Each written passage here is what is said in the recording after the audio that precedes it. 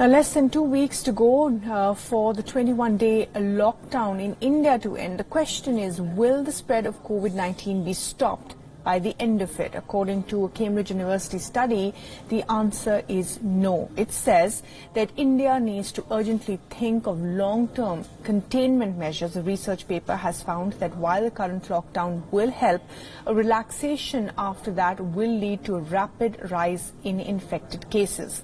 The study has laid out 4 possible lockdown scenarios. First, after the 21-day lockdown ends on April 14, the transmission of the virus gets reduced. However, once the restrictions are eased, the infections start shooting up. Second, after the 21-day lockdown, a 5-day relaxation period is given and then another 28-day lockdown is imposed. In this scenario too, the transmission rate of the infection gets reduced when the curbs are in place. But the moment the second lockdown ends, things are back to square one. The number of infected people start rising rapidly once the curbs are lifted. The first 2 scenarios both fail to control the spread of the outbreak.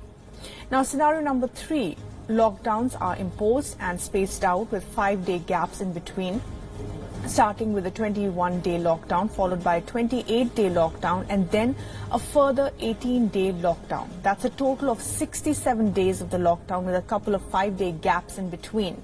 In this scenario, the rate of infections reduces drastically or definitely, and hence proves to be reasonably effective. And the fourth and last scenario, a complete 49-day lockdown is imposed without any break or relaxation. After this prolonged lockdown, the number of infected cases starts falling to the point where the much-needed flattening of the curve takes place. Now, the Cambridge study has stressed on the need for different containment strategies. It has pointed out 2 differences between India and other global COVID-19 hotspots like China and Italy.